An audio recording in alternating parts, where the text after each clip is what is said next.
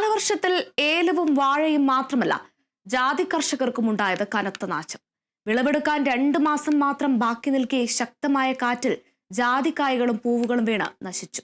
ഉണ്ടായിരുന്ന വിളവ് നശിച്ചതിനൊപ്പം അടുത്ത വിളവിനും കാറ്റ് കനത്ത തിരിച്ചടിയാണ് നൽകിയത്.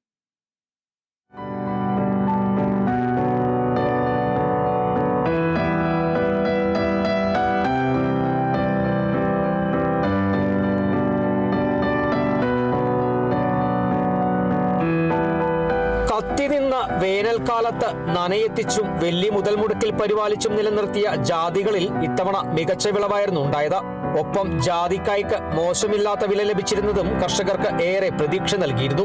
എന്നാൽ കലിതുള്ളിയെത്തിയ കാലവർഷം ജാതി കർഷകരുടെ പ്രതീക്ഷയും കവർന്നെടുത്തു. ശക്തമായ കാറ്റിൽ മൂപ്പത്താത്ത ജാതിക്കായകൾ പൂർണ്ണമായും നിലംപതിച്ചു. വിളവെടുപ്പിന് 2 മാസം മാത്രമാണ് അവശേഷിച്ചിരുന്നത്. 10,000ങ്ങളുടെ നഷ്ടമാണ് ജാതി കർഷകർക്കുണ്ടായത്. പൂവിരിഞ്ഞുണ്ടായ പിഞ്ചുകായും പൂവുകളും കാറ്റെടുത്തു. ഇതോടെ വരും കാലവിളവിനെയും ഇത് പ്രതികൂലമായി ബാധിച്ചു. അടിയന്തര സർക്കാർ സഹായങ്ങൾ ഉണ്ടാകണമെന്ന ആവശ്യമാണ് കർഷകർ ഉന്നയിക്കുന്നത്. ഹൈറേഞ്ച് കായ്ക്കും ഹൈറേഞ്ച് പൂവിനും കൂടിയ വിലയാണ് ലഭിക്കുന്നത്. 2 മാസം കഴിയുമ്പോൾ വിളവെടുക്കാവുന്ന ഈ പൂവും കായും ഒക്കെ സ്പൈസസ് ബോർഡ് എനിക്ക് ട്രയർ തന്നിട്ടുണ്ട് സബ്സിഡി റേറ്റിൽ.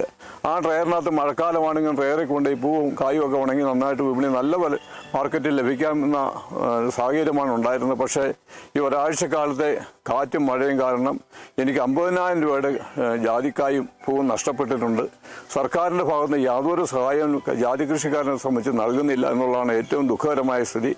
ജാതി കൃഷിക്ക് സ്പൈസസ് ബോർഡിൽ നിന്നും മറ്റു ഒരുവിധ ആനുകൂല്യങ്ങളും ലഭിക്കുന്നില്ലെന്നും കർഷകർ പറയുന്നു. ജാതിക്കായ ഉണക്കുന്നതിന് ഡ്രയറിന് സബ്സിഡി നൽകിയെങ്കിലും ഉണക്കാൻ കായില്ലാത്ത അവസ്ഥയാണ്.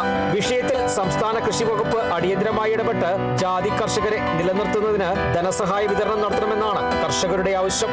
Bineesh Antony, Kerala vision news, Idukki.